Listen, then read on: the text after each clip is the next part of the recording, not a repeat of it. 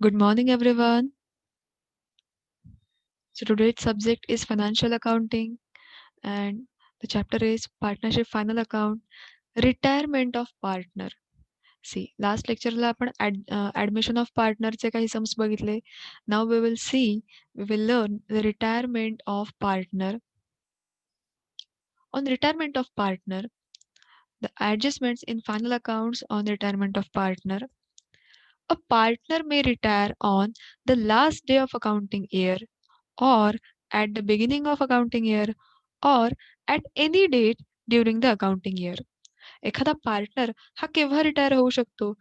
तर तो लास्ट डेला सुद्धा रिटायर होऊ शकतो, बिगिनिंगला सुद्धा रिटायर होऊ शकतो or any date during the accounting year किंवा ते अकाउंटिंग इयर चालू असताना कोणत्याही डेटला तो रिटायर होऊ शकतो. If he retires on the last day of accounting year, he will get normal course of his share of profit earned during the year. See जर तो लास्ट डेला अकाउंटिंग इयरच्या लास्ट डेला रिटायर झाला then he will get the normal course of his share of profit. त्याला जो normal profit असणार आहे, त्याचा जो नॉर्मली प्रॉफिटचा जो शेअर आहे तो त्याला मिळणार आहे. If he retires at the beginning of accounting year, the question of his share in profit earned during the year does not arise.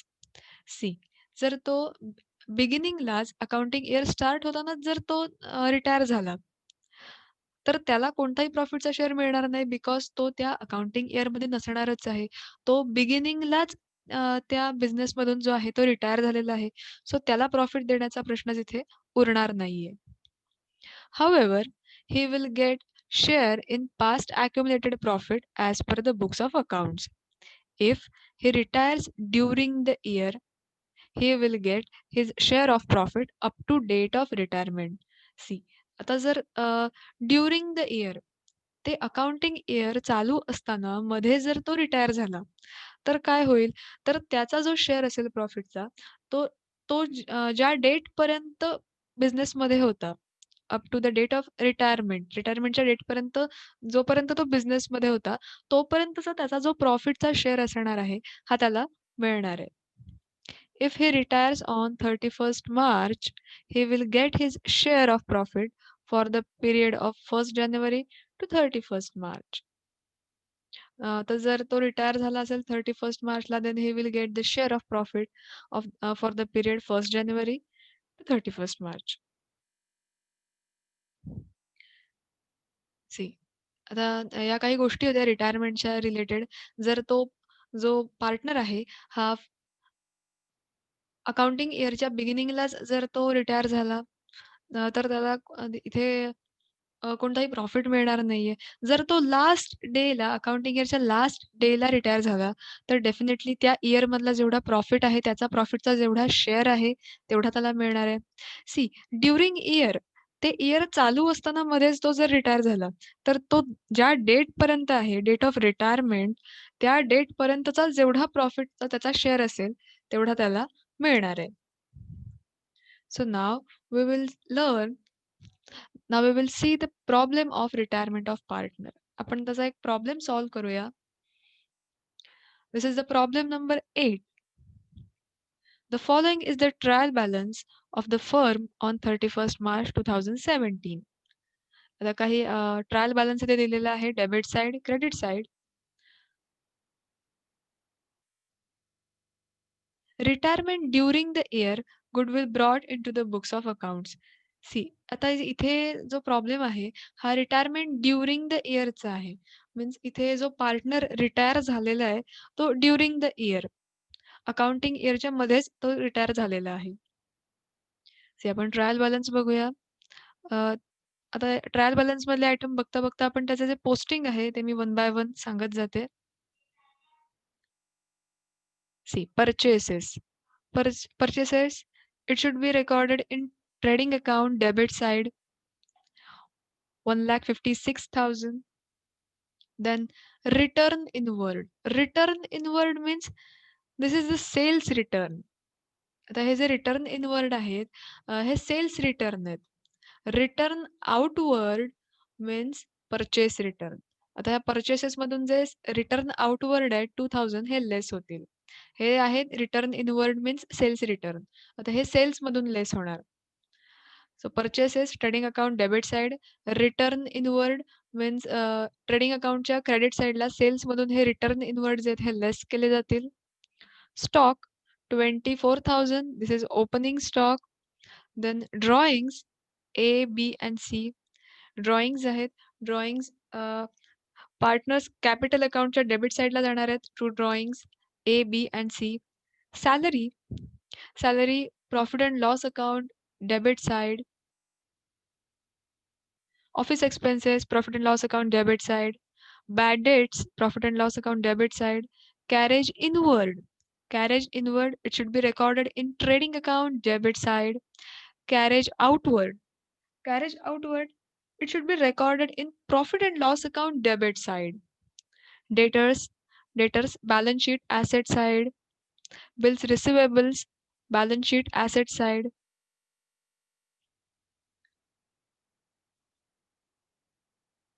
Capital accounts, capital account दिलेले आहेत. कॅपिटल अकाउंट मीन्स हे त्यांचे opening balances आहेत A, B and सीचे. So याचं recording जे आहे partners capital account credit side by balance brought down. A, B and C त्यांचे जे ओपनिंग बॅलन्सेस आहेत ते रेकॉर्ड करायचे आहेत. Sales trading account credit side sales record करायचे आहेत.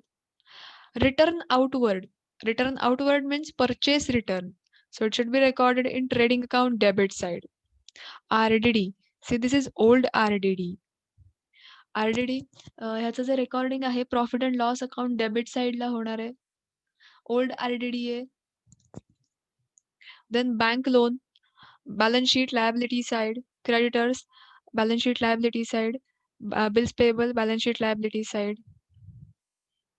Bank balance, balance sheet asset, cash balance, balance sheet asset, investment, balance sheet asset, premises and machinery, balance sheet asset. See, adjustment दिल्यात. On 1st October 2016, A retired. आता 3 partners आहेत A, B and C. आता हे जे A, B and C partners आहेत, त्यातला A partner जो आहे 1st October 2016 ला तो रिटायर्ड झालेला आहे. And the following adjustments were agreed upon. आणि काही ॲडजस्टमेंट्स आहेत. First is goodwill of 90,000 was brought into the books of accounts. See, आपण लास्ट जे प्रॉब्लेम बघितले होते ते ॲडमिशनचे प्रॉब्लेम होते. त्यामध्ये जो पार्टनर न्यूली जॉइन व्हायचा त्याचा गुडविल असायचा आणि ते आपण ओल्ड पार्टनर्सना त्यांच्या ओल्ड प्रॉफिट शेअरिंग रेशोमध्ये डिस्ट्रिब्यूट करायचो. हा रिटायरमेंटचा प्रॉब्लेम आहे. या प्रॉब्लेममध्ये इथे जे पार्टनर आहेत एक्झिस्टिंग पार्टनर त्यांचा जो बिझनेस आहे त्याचं गुडविल इथे दिलेलं आहे. मीन्स हे जे गुडविल आहे हे त्या सगळ्या पार्टनर्सचं एकत्र आहे. ए, बी, सी अँड तिन्ही पार्टनर्सचं आहे. सो हे जे गुडविल आहे 90,000 हे होल बिझनेसचं गुडविल आहे. मीन्स त्या 3 पार्टनरनी जेव्हा बिझनेस रन केलेला आहे त्या रन केलेल्या बिझनेसचं गुडविल आहे 90,000. सो ह्याचे 2 इफेक्ट पडणार आहेत. फर्स्ट पार्टनर्स कॅपिटल अकाउंटला हे जे गुडविल आहे 90,000 हे तिन्ही पार्टनर्सना इक्वली डिस्ट्रिब्यूट केलं जाणार आहे. आता ह्या प्रॉब्लेममध्ये त्यांचा प्रॉफिट शेअरिंग रेशो दिलेला नाहीये. दॅट्स व्हाय इथे जे काही शेअरिंग आहे हे इक्वली केलं जाणार आहे. जेव्हा प्रॉब्लेममध्ये प्रॉफिट शेअरिंग रेशो दिलेला नसतो, तेव्हा त्यांचे जे प्रॉफिट्स आहेत हे इक्वली डिस्ट्रिब्यूट केले जातात. सो इथे जे गुडविल आहे हे आपण इक्वली तिन्ही पार्टनर्सना डिस्ट्रिब्यूट करणार आहोत. फर्स्ट इफेक्ट असेल पार्टनर्स कॅपिटल अकाउंटला गुडविल डिस्ट्रिब्यूट करून टाकायचंय. देन सेकंड इफेक्ट जो आहे हा बॅलन्स शीटला पडणार आहे. बॅलन्स शीटला हे जे गुडविल आहे हे आपल्याला रेकॉर्ड करायचं आहे balance sheet asset side. Second adjustment, furniture worth rupees 20,000 was purchased on 30th June 2016, but the invoice was not recorded in the books. See, आता इथे फर्निचर परचेस केलेलं आहे. सी प्रॉब्लेमचा जो ट्रायल बॅलन्स आहे यामध्ये कुठे फर्निचर दिसतंय का? प्रॉब्लेमचा जो ट्रायल बॅलन्स आहे, यामध्ये कुठेही फर्निचरची अमाउंट दिलेली नाहीये. सो इथे जे ॲडजस्टमेंटमध्ये फर्निचर दिलंय, हे न्यूली पर्चेस केलेलं फर्निचर आहे. सो याचं फर्स्ट रेकॉर्डिंग जे आहे बॅलन्स शीटला होणार आहे. Furniture worth 20,000 was purchased on 30th June 2016. मग आता याचे पर्चेस केव्हा केलंय? 30th जूनला पर्चेस केलेलं आहे. But the invoice was not recorded in the books. आता हे जे फर्निचर पर्चेस केलंय, हे अनरेकॉर्डेड आहे. याचा कुठेही रेकॉर्ड ठेवलेला नाहीये. सो ह्या फर्निचर जे आहे अनरेकॉर्डेड, ह्याचे 2 इफेक्ट पडणार आहेत. फर्स्ट, बॅलन्स शीट ॲसेट साइडला फर्निचर रेकॉर्ड केलं जाणार आहे एंड देन जे पर्चेस केलेलं फर्निचर आहे, हे कॅशने पर्चेस केलंय की क्रेडिटने पर्चेस केलंय, हे काहीच तिथे न दिल्यामुळे, आता जर कॅशने ते पर्चेस केलं असतं, तर डेफिनेटली कॅशमधून तेवढी अमाउंट डिडक्ट करावी लागली असती. बट इथे तसं काहीच म्हटलेलं नाहीये. सो हे जे फर्निचर पर्चेस केलेलं आहे 20,000चं, हे क्रेडिट बेसिसवर पर्चेस केलंय. दॅट्स व्हाय क्रेडिटर्समध्ये हे जे फर्निचर आहे अनरेकॉर्डेड, हे ॲड केलं जाणार आहे. 20,000 आहेत ते. Balance in A's account after making all adjustment was to be transferred to his loan account carrying interest 16%. C, आता आपण जे कॅपिटल अकाउंट मेंटेन करतोय, तर जेव्हा कॅपिटल अकाउंटचा जो क्लोजिंग बॅलन्स असेल, आपण जो क्लोजिंग बॅलन्स असतो, अं, ते ते त्याचं त्या पार्टनरचं ते कॅपिटल असतं. आता त्याचा जो बॅलन्स असणार आहे एच्या अकाउंटचा, तर तो त्याच्या लोन अकाउंटला आपल्याला ट्रान्सफर करायचा आहे. आणि त्याच्या लोन अकाउंटला ट्रान्सफर केल्यानंतर अ, त्याच्यात 16% इंटरेस्ट जो आहे, आउटस्टँडिंग इंटरेस्ट, तो त्याच्यात ॲड होणार आहे. आपण वर्किंग बघूया नंतर. Then closing stock was valued at 42,000. जो क्लोजिंग स्टॉक आहे तो दिलेला आहे 42,000. Depreciate machinery by 10%, premises by 5% and furniture by 5% per annum. Depreciation दिलेलं आहे मशिनरीवर 10%, प्रिमायसेसवर 5% and फर्निचरवर 5%. Provide interest on capital at 10%. Interest on capital आपल्याला इथे चार्ज करायचं आहे. Prepare trading account, profit and loss account for the year ended 31st March 2017 and balance sheet as on that date. So आपल्याला इथे काय-काय prepare करायचंय? Trading account prepare करायचंय, profit and loss account prepare करायचंय and then balance sheet prepare करायची आहे. So इथे आपलं प्रॉब्लेमचं साधारण एनालिसिस आपलं झालेलं आहे. आपण प्रॅक्टिकली तो प्रॉब्लेम सॉल्व्ह करूया आता. This is trading account. See, आपण ट्रायल बॅलन्समध्ये जे आयटम्स आहेत त्यांचं पोस्टिंग करत घेऊया. पर्चेसेस 1,56,000 पर्चेसेसचं रेकॉर्डिंग होणार ट्रेडिंग अकाउंटला. To purchases 1,56,000.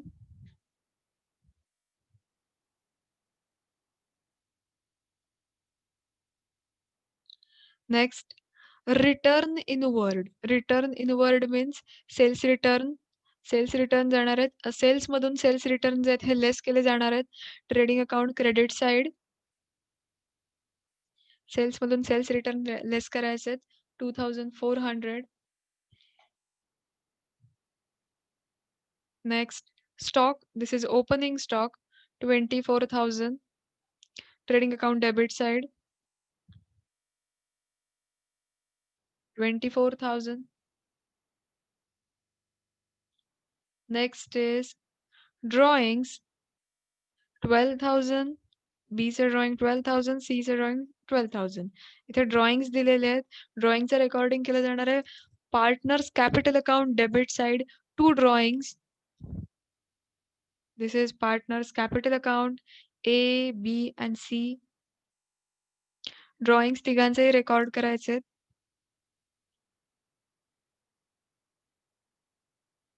12,000, 12,000, again 12,000.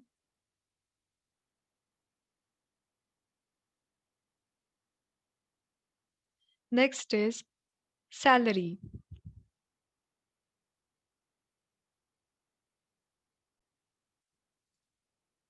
See, salaries. सॅलरीचं रेकॉर्डिंग आहे हे प्रॉफिट अँड लॉस अकाउंटला होणार आहे. So this is profit and loss account. Profit and loss account is profit and loss अकाउंटचे जे कॉलम्स आहेत हे मी 2 टाइप्समध्ये डिव्हाईड केलेत. April to September. First see the working. A retires on 1st October. See.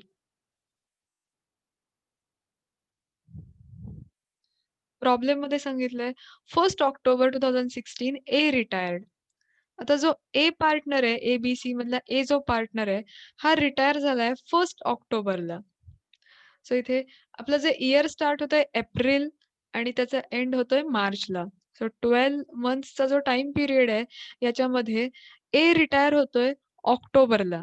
So ऑक्टोबरच्या आधीचा जे 6 months आहेत, आधीचा जो टाईम पिरियड आहे, that is before retirement and ऑक्टोबरच्या नंतरचा जो पुढचा पिरियड आहे, हा आफ्टर रिटायरमेंट असणार आहे.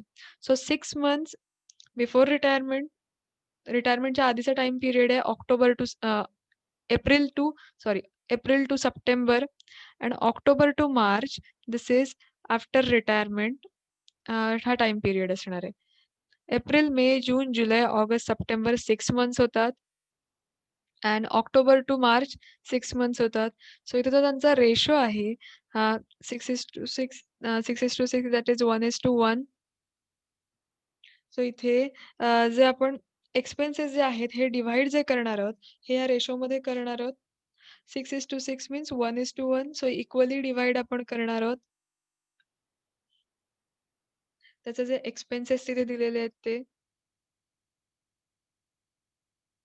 सो हिअर इज सॅलरी दिलेली आहे 27,000.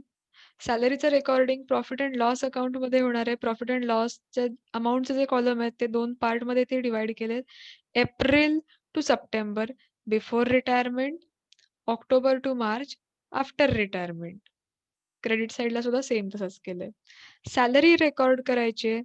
सी, सॅलरी जी आहे ही 2 पार्टमध्ये डिव्हाईड करायची आहे. Before retirement, after retirement. Before retirement and after retirement. सॅलरीची अमाउंट दिली आहे 27,000. आता हे जे 27,000 आहेत, हे इक्वली दोन्ही भागामध्ये डिस्ट्रिब्यूट करायचे बिकॉज त्यांचा जो रेशो आहे हा 1:1 आहे. सो इक्वली अमाउंट जी आहे ही डिव्हाईड केली जाणार आहे. सो 27,000 इक्वली दोन्ही पार्टमध्ये डिव्हाईड करायचे आहेत. So amount is 13,500. 13,500. 27,000 जी टोटल अमाउंट होती, 27,000 इक्वली डिव्हाईड केलेत दोघांनाही. 13,500, 13,500. Next is office expenses. Office expenses इथे दिलेले आहेत. 16,500. ऑफिस एक्सपेन्सेस सुद्धा आपल्याला इक्वली डिव्हाईड करायचे आहेत. Office expenses profit and loss अकाउंटमध्ये रेकॉर्ड केले जाणार आहेत. जे 16,500 जी अमाउंट आहे, ती सुद्धा आपल्याला इक्वली दोन्ही पार्टमध्ये डिव्हाईड करायची आहे before retirement and after retirement. So 8,250 8,250 and here 8,250. Sorry, depreciation column मध्ये रेकॉर्ड झाली अमाउंट. Office expenses 8,250, 8,250.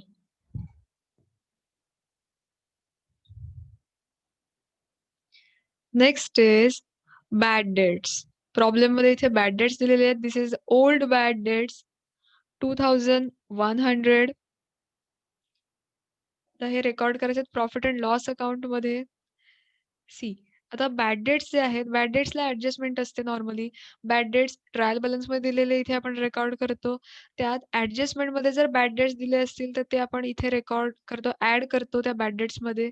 जर आर-डी-डीची प्रोव्हिजन असेल, तर ती सुद्धा आपण इथे ॲड करतो. अँड देन जे ट्रायल बॅलन्समध्ये ओल्ड आर-डी-डी दिली असेल, ती आपण इथे लेस करतो आणि देन टोटल जे आहे ते आपण आउटर कॉलमला घेतो. हे नॉर्मल रेकॉर्डिंग झालं बॅड डेट्सचं. बट आता बॅड डेट्स आपल्याला इथे दिलेले आहेत. Bad debts amount 2100. फर्स्ट मी ते इनर कॉलमलाच घेते आणि त्याची नंतर अमाउंट जी आहे ती आपण आउटर कॉलमला घेऊ. 2100.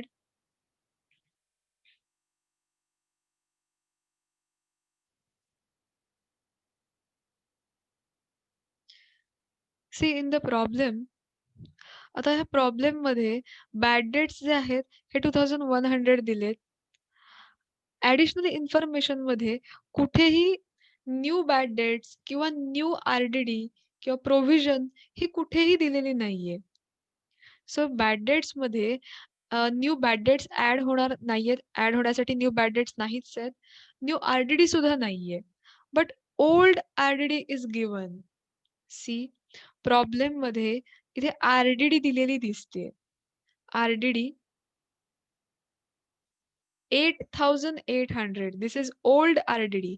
आता ही जी ओल्ड आर-डी-डी आहे, तिचा इफेक्ट कुठे पडणार आहे? तर प्रॉफिट अँड लॉसला जे आपण बॅड डेट्स रेकॉर्ड केलेत 2100 त्यातून ही जी ओल्ड आर-डी-डी आहे, ती लेस होणार आहे.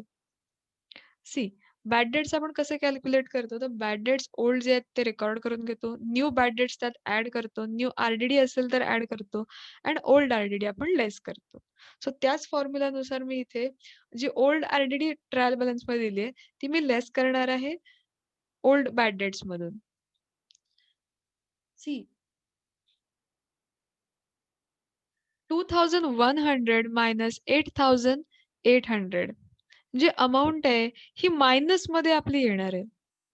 आता जेव्हा बॅड डेट्सचा असा जो बॅलन्स आहे, हा मायनसमध्ये येतो, तेव्हा इथे काय करायचंय, तर इथे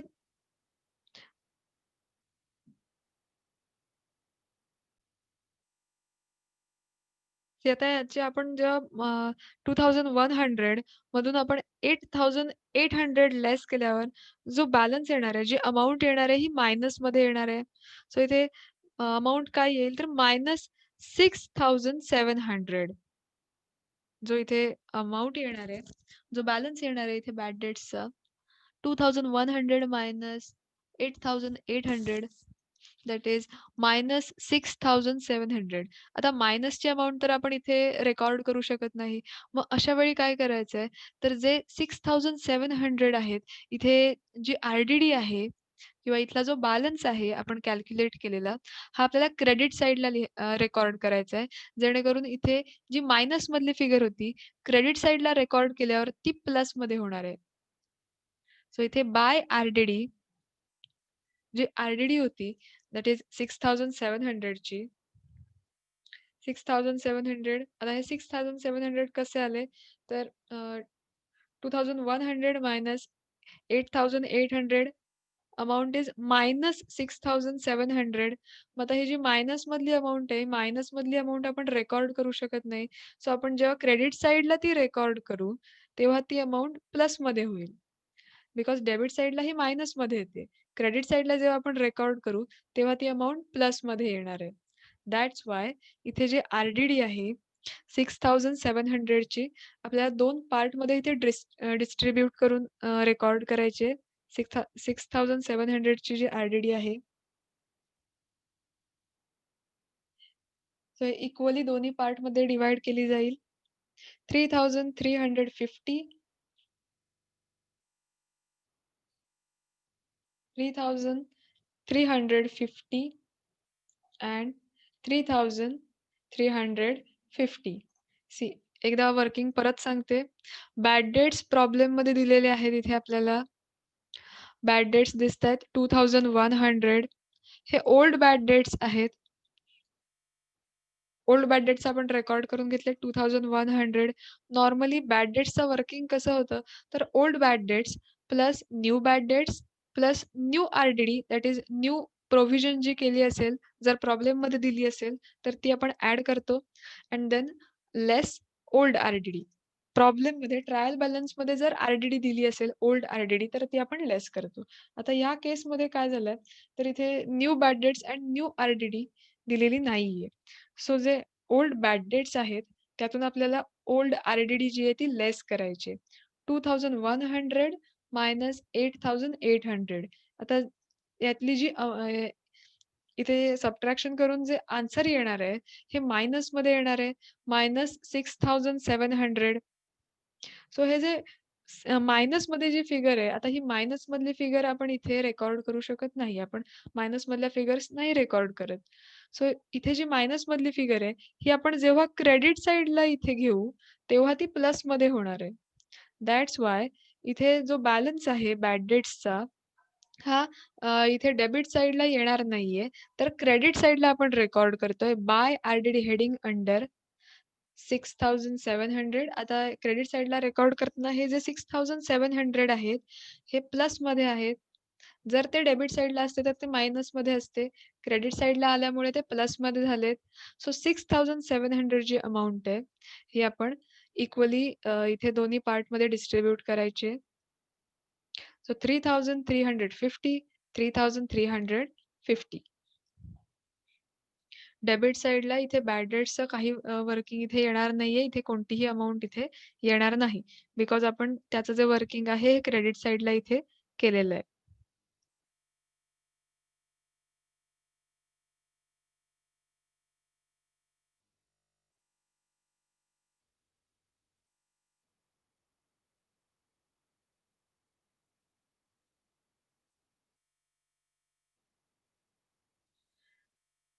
Then next is carriage inward trading account debit side.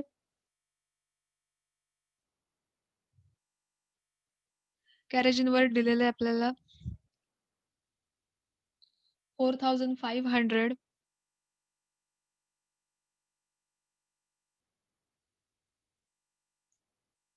Next, carriage outward, it should be recorded in profit and loss account debit side.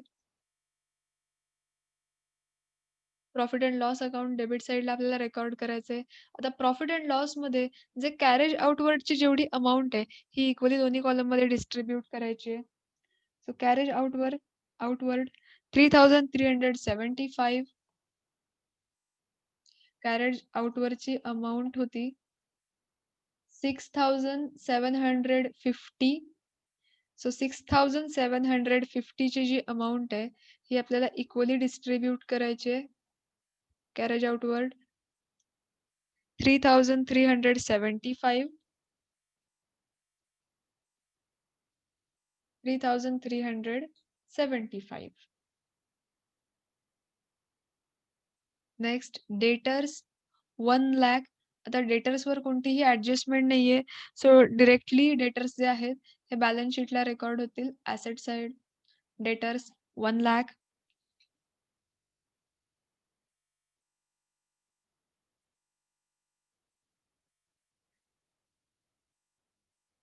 Next bills receivable 3250.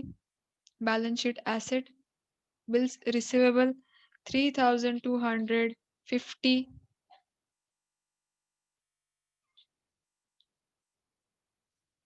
Next is capital account. Capital account इथे given आहे. Capital अकाउंटचे हे opening balances आहेत. A, B and C. आपण record करून घेऊया. Partners capital account, credit side, by balance brought down 30,000,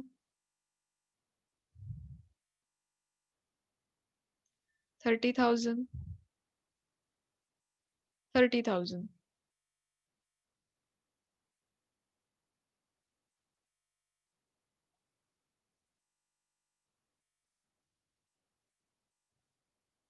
Next is sales.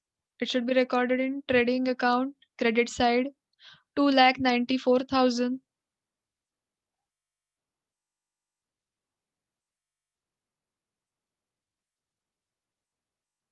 2,94,000. त्यातून आपल्याला सेल्स रिटर्न जे आहेत ते लेस करायचे आणि अमाउंट जी आहे ती आउटर कॉलमला घ्यायची आहे. So amount is 2,91,600.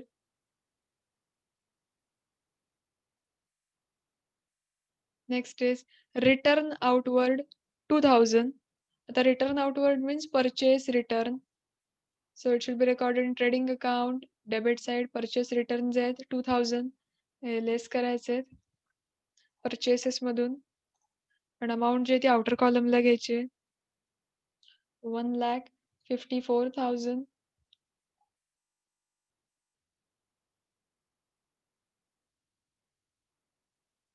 Next is R-D-D. आर-डी-डीचं आपण ऑलरेडी रेकॉर्डिंग करून झालंय. आर-डी-डी जी इथे दिलेली आहे 8,800 ही ओल्ड आर-डी-डी दिसते. ओल्ड आर-डी-डीचं रेकॉर्डिंग जे आहे profit and loss account debit साइडला केलं जातं. सो आपण ते रेकॉर्ड केलेलं आहे. Old R-D-D 8,800.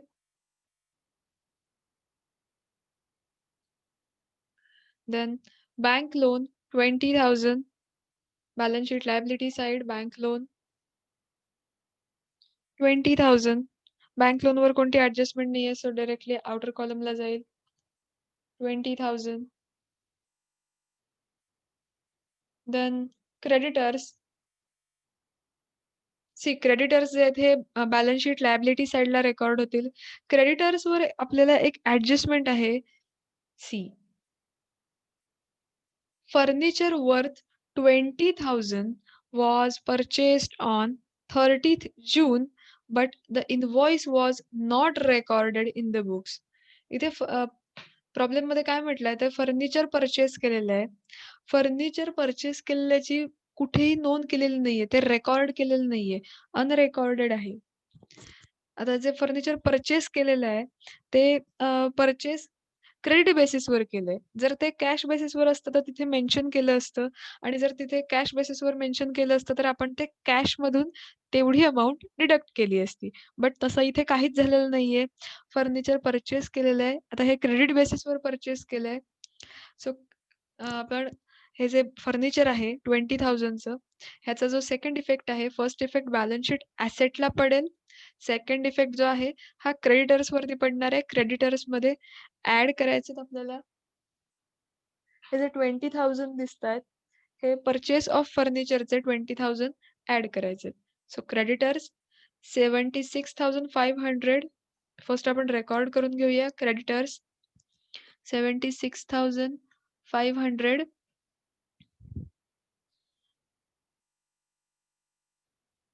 आणि जे आपण परचेसेस केलेत जे फर्निचर परचेस केलंय 20,000चं ते आपल्याला रेकॉर्ड करायचंय. परचेस फर्निचर आणि त्यांची जी टोटल आहे ती आपल्याला आउटर कॉलमला घ्यायची आहे. 96,500. बॅलन्स शीट मध्ये क्रेडिटर्स रेकॉर्ड केलेले आणि क्रेडिटर्स मध्ये ऍड परचेस फर्निचर जे फर्निचर परचेस केले त्याचं रेकॉर्डिंग केलंय. ऍसेट मध्ये आपण फर्निचर जे ते रेकॉर्ड करून घेऊया 20,000चं. ट्रायल बॅलन्स मध्ये कुठेही फर्निचर नाहीये. डायरेक्टली ऍडजस्टमेंट मध्ये दिलेलं आहे. आणि आपण त्याचे दोन इफेक्ट दिलेत. फर्निचर बॅलन्स शीट ऍसेटला रेकॉर्ड केलंय. सेकंड इफेक्ट क्रेडिटर्स मध्ये जे फर्निचर परचेस केलंय ते ऍड केलंय. Add furniture. Next bills payable 8,700.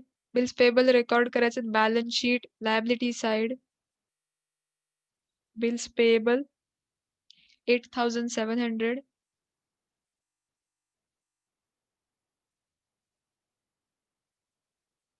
Next bank balance cash balance. आता bank balance and cash balance balance sheet ऍसेटला रेकॉर्ड केले जातील 8,000 and 2,500. Bank balance 8,000 and cash balance 2,500.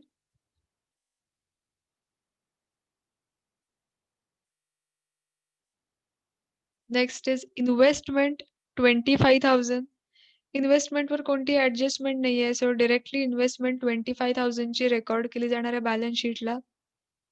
Investment 25,000.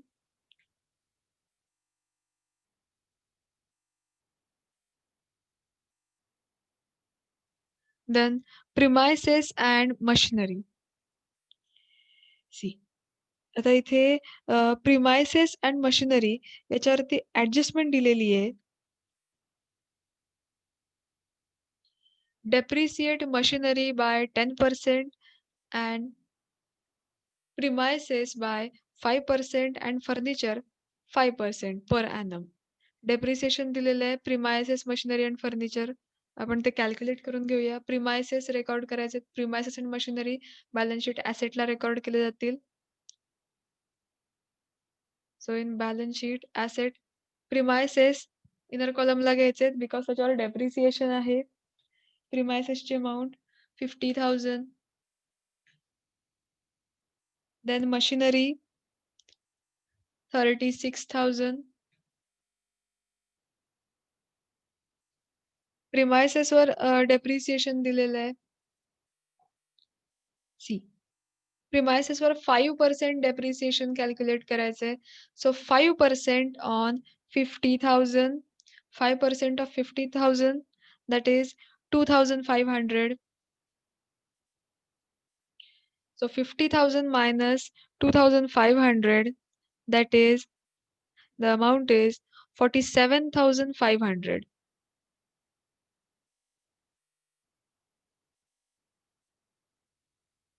And what about machinery? Machinery purchase केलेली आहे. Machinery प्रॉब्लेममध्ये दिलेली आहे. Machinery bye 10%. Machinery 36,000 दिलेत. 10% डेप्रिसिएशन आहे. So 3,600. So 36,000 minus 3,600. Amount in outer column 32,400.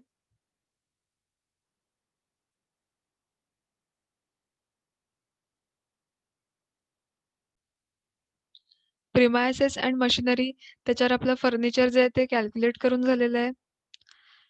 Next फर्निचरवर आपल्याला डेप्रिसिएशन कॅल्क्युलेट करायचं आहे. प्रिमायसेस अँड मशिनरीवर आपलं जे डेप्रिसिएशन आहे ते कॅल्क्युलेट करून झालंय. Furniture worth ₹20,000 was purchased on 30th June 2016. Furniture जे आहे 20,000चं ते परचेस केलंय 30th जून 2016. परचेस केल्याची डेट दिलेली आहे. सी आता आपण डेप्रिसिएशन कसं कॅल्क्युलेट करणार आहोत. So this is the working note. Furniture 20,000चं फर्निचर परचेस केलेलं आहे. Purchase on 30th June 2016. त्यातून आपल्याला डेप्रिसिएशन लेस करायचंय. आपण डेप्रिसिएशन कसं कॅल्क्युलेट करणार आहोत. So 20,000 into 5% into 9/12. Why 9/12? Because 9 months साठी आपल्याला ते कॅल्क्युलेट करायचंय बिकॉज फर्निचर जे आहे 30 जूनला परचेस केलेलं आहे. 30 जूनला परचेस केलंय means July, August, September, October, November, December, जानेवारी, फेब्रुवारी, मार्च. सो 9 मंथ्स इथे आपल्याला कॅल्क्युलेट करायचंय बिकॉज आपलं इयर जे आहे हे 31 मार्चला संपतंय आणि परचेस जे आहेत हे 30 जूनला केलेले आहेत. सो 1 जुलै पासून ते 31 मार्च पर्यंत ती मशिनरी जी आहे ती यूज केली जाणार आहे. सो तिचं डेप्रिसिएशन जे आहे हे 9 मंथ्स साठी कॅल्क्युलेट करायचं आहे बिकॉज परचेस कधी केलंय तर 30th जूनला. So that's why 9/12. 9 मंथ्स होतात. जुलै टू 31 मार्च पर्यंत आपण इथे कॅल्क्युलेशन केलंय. So that's why 9/12. So the answer is 750. त्याचं जे डेप्रिसिएशन आहे 20,000 वर डेप्रिसिएशन 750 असणार आहे. फर्स्ट आपण ते डेप्रिसिएशन लेस करून घेऊया.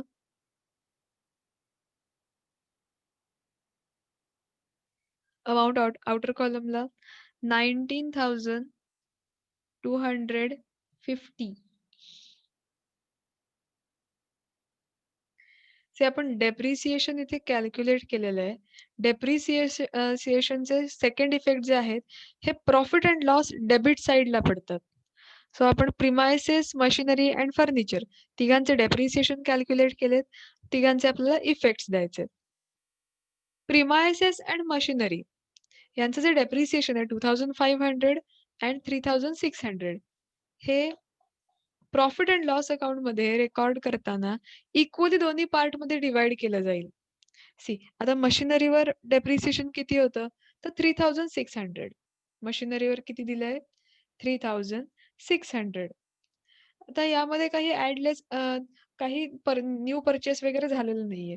सो प्रिमाइसेस एंड मशिनरी त्यांच्या ज्या अमाउंट्स आहेत, ह्या इक्वली दोन्ही पार्टमध्ये डिव्हाईड केल्या जातील.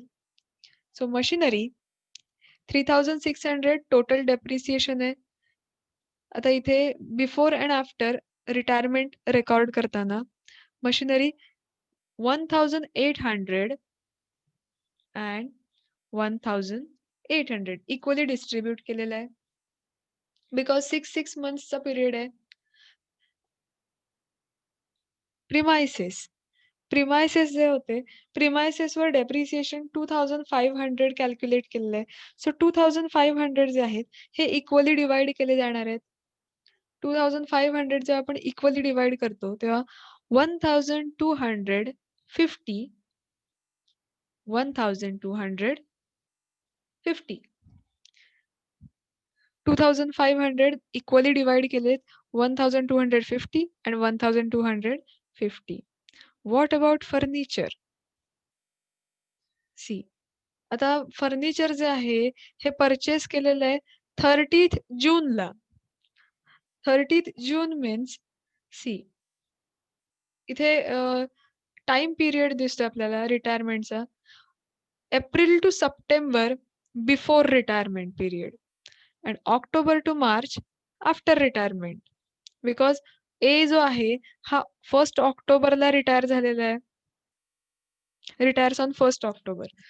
आणि आपली जी मशिनरी आपण परचेस केलेली आहे, मशिनरी परचेस ऑन 30th जून. 30 जूनला मशिनरी परचेस केलेली आहे. सो ती यूजमध्ये केव्हापासून येईल? तर 1st July to March. And that's why आपण 9 मंथ्सचं इथे कॅल्क्युलेशन जे आहे डेप्रिसिएशनचं ते केलेलं आहे. आता जे डेप्रिसिएशन आहे, हे आपण प्रॉफिट अँड लॉसला जेव्हा रेकॉर्ड करू, तेव्हा before retirement and after retirement असं आपल्याला मंथ्समध्ये ते रेकॉर्ड करावं लागेल. सो बिफोर रिटायरमेंटसाठी 3 मंथ्स फक्त हे येणार आहेत. जुलै, ऑगस्ट अँड सप्टेंबर. बिकॉज 30 जूनला मशिनरी फर्निचर जे आहे, हे परचेस केलेलं आहे. 30 जून मीन्स जूनचा इथे मंथ जो आहे तो संपलेला आहे. जुलै, ऑगस्ट अँड सप्टेंबर या 3 मंथ्ससाठी जे डेप्रिसिएशन आहे, हे बिफोर रिटायरमेंटच्या कॉलममध्ये रेकॉर्ड होईल. अँड 6 मंथ्ससाठी रिमेनिंग जे सगळं डेप्रिसिएशन आहे, हे आफ्टर रिटायरमेंटच्या कॉलममध्ये रेकॉर्ड होईल. सो 750 3 मंथ्ससाठी 250 अँड रिमेनिंग जी अमाउंट आहे 500 ती आफ्टर रिटायरमेंटच्या कॉलमसाठी. आता आपण हे 3 मंथ्स इथे कसे कॅल्क्युलेट करून घेतले, तर 30 एप्रिल टू सप्टेंबरचा जो टाइम पिरियड आहे, हा बिफोर रिटायरमेंटचा टाइम पिरियड आहे. पण त्यात सुद्धा 30 जूनला ती मशिनरी परचेस केलेली आहे. सो इथे ओन्ली 3 मंथ्ससाठी फक्त आपण इथे जे डेप्रिसिएशन आहे हे रेकॉर्ड करणार आहोत. Because July, August and September. July, August and September because 30 जूनला ती मशिनरी परचेस केली आहे. सो बिफोर मधले फक्त 3 मंथ्स इथे कॅल्क्युलेशनसाठी येणार आहेत. 3 मंथ्ससाठी जे डेप्रिसिएशन आहे ते बिफोर मध्ये रेकॉर्ड होईल. अँड रिमेनिंग जे आहे हे आफ्टर रिटायरमेंट मध्ये रेकॉर्ड होईल. आता हे कसं कॅल्क्युलेट केलं तर 750 डिवायडेड बाय 3 250 अँड रिमेनिंग जे आहेत ते सगळे आफ्टर रिटायरमेंटसाठी.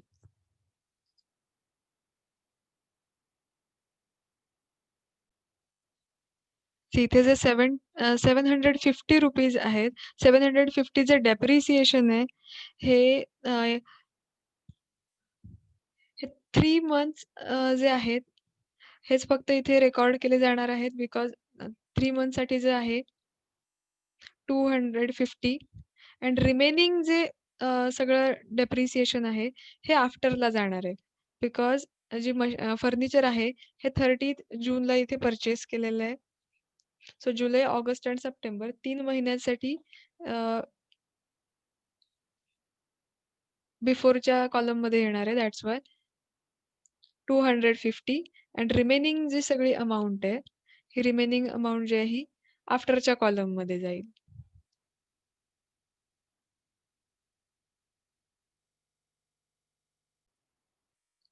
सो आपण रेकॉर्ड करूया amount profit and loss under furniture 250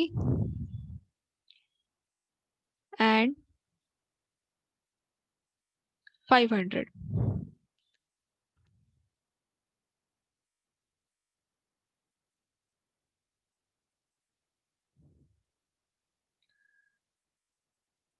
Next is balance in A's account after making all the adjustment was to be transferred to his loan account. आता जेव्हा आपण सगळे ॲडजस्टमेंट करून जेव्हा Aचा जो बॅलन्स असेल, तो आपण ट्रान्सफर करणार आहोत, तो लोन अकाउंटला त्याच्या ट्रान्सफर करायचा आहे. सो आपण लास्टला ही ॲडजस्टमेंट करणार आहोत. Then closing stock was valued at 42,000. जो क्लोजिंग स्टॉक आहे तो 42,000 आहे. आपण रेकॉर्डिंग करणार आहोत. ट्रेडिंग अकाउंटला याचा फर्स्ट इफेक्ट पडेल. ट्रेडिंग अकाउंट क्रेडिट साइडला. सेकंड इफेक्ट जो आहे हा बॅलन्स शीट ॲसेटला पडणार आहे.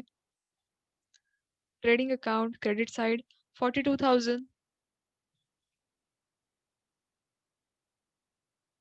Balance sheet asset closing stock 42,000. Next is depreciation आपल्याला चार्ज करून झालेलं आहे. Provide interest on capital 10%. Interest on capital आपल्याला चार्ज करायचं आहे. इंटरेस्ट ऑन कॅपिटल आपण चार्ज करणार आहोत. याचा इंटरेस्ट ऑन कॅपिटलचे 2 इफेक्ट पडणार आहेत. फर्स्ट इथे कॅपिटल अकाउंटला आपल्याला रेकॉर्ड करायचं आहे अँड सेकंड इथे प्रॉफिट अँड लॉस अकाउंट आपण प्रिपेअर केलंय. सो प्रॉफिट अँड लॉसला याचा सेकंड इफेक्ट हा पडणार आहे. Capital account, interest on capital. Interest on capital आपण रेकॉर्ड करूया. Interest on capital 10%. सी